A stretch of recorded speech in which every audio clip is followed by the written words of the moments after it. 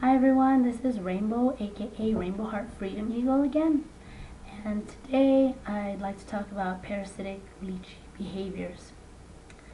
Examples of these would be bullying, guilt trips, being passive aggressive, blackmailing, issues dealing with financial or material things, and basically time and space, because everything is energy. And did I mention being needy?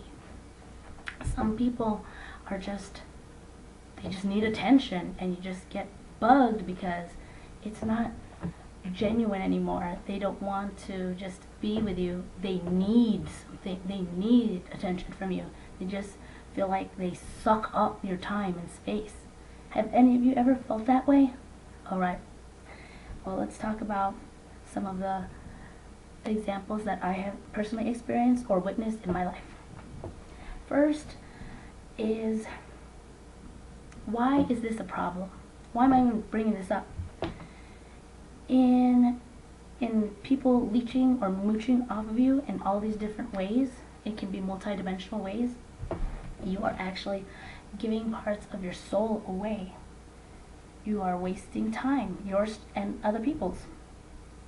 You'll have no self-respect, low self-esteem, and basically just a lack of balance and love for yourself. Hence, others will be treating you this way.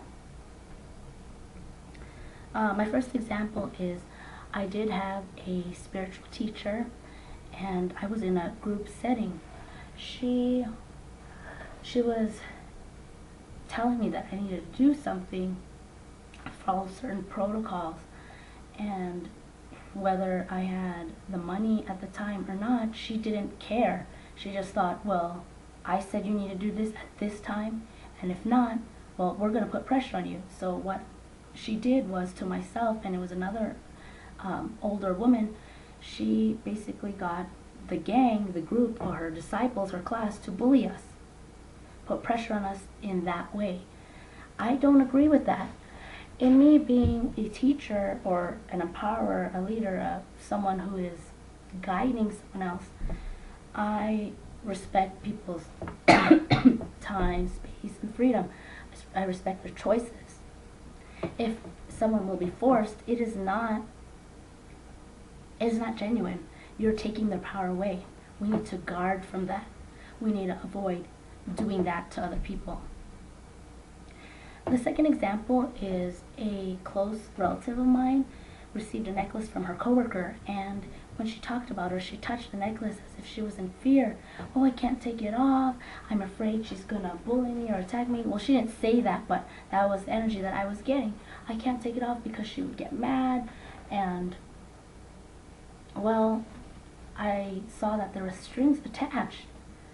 She wanted to control and bully my loved one by giving her something, but there were strings attached. So don't take anything if you feel there are strings attached, whether it be a juice from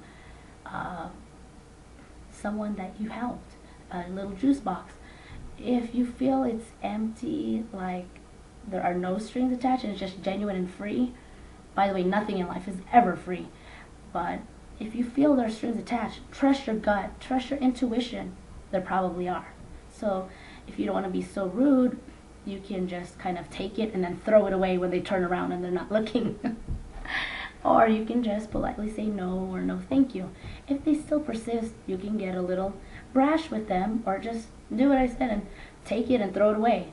But either way, know the consequences. The third example is actually someone that was a close friend of mine when I was younger, and well, she said that, you know what, I don't feel good when I tell other people my problems, but when I tell you, I just feel like everything's been lifted off of me. Well, I felt like shit after she told me. That's not good at all. So if she told other people and she didn't feel good after she told them, it's because they did not take that negativity on.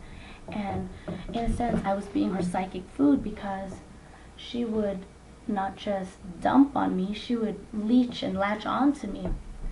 So me being the quote-unquote victim, I needed to learn how to set up boundaries energetically and physically and verbally with my energy, with time and space, and letting her suck up my whole day and just her dumping all her negativity onto me. You can learn how to do that. And we are having a book coming up in the near future called Standing Bear and Rainbow Heart Speak on Everyday Empowerment. So we'll go more into detail about a multitude of things in there, including how to balance yourself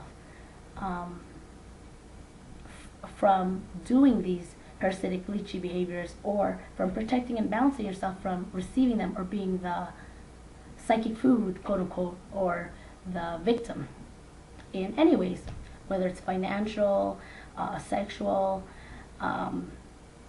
psychic, or just with your time and space. Everything is interconnected.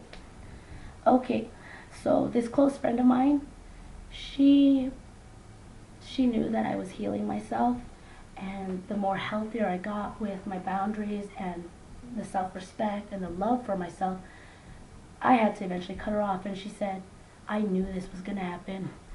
Once you started healing yourself, I knew that I wasn't able to use you the way I used to. So yes, sure, feelings may be hurt, but that wasn't serving me anymore at the time, so I had to cut her off.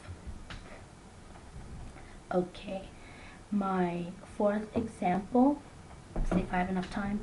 My fourth example is, well, this encompasses everything, but I'm going to just touch upon the financial part. I had a roommate, and she did not know how to have her own credit, how to use a bank, how to have credit cards, debit cards, whatnot, how to rent apartments. So she had to use my name, and, well, to make a long story short, when we left her, she became homeless. We were her backbone. Not only did we run the household, she leached off of us, and Bear had to even sell his car.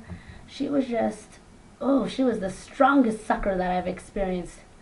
The strongest one. But you know what? She made me grow.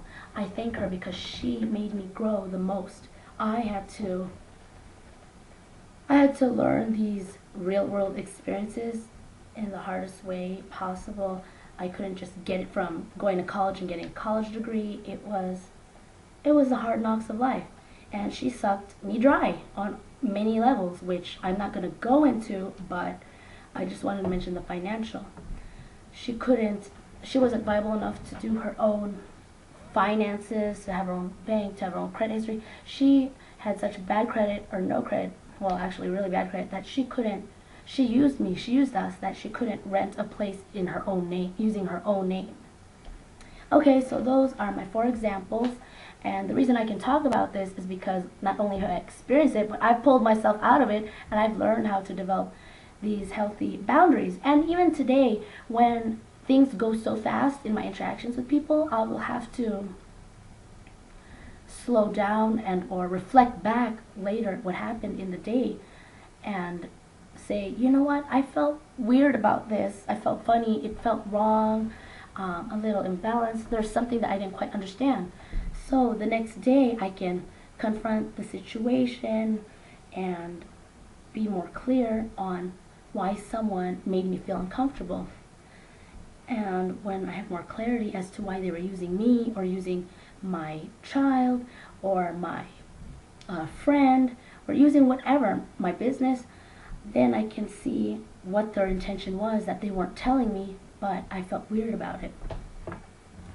So it is still something that is always can be changeable. So don't be so hard on yourself and say, oh my God, I've had experience in this, how did I let it happen to me again? No, just forgive yourself and move on, and then deal with it. Anyways, I am running out of time, so let me make a part 2. This is the end of part 1. See you in a while.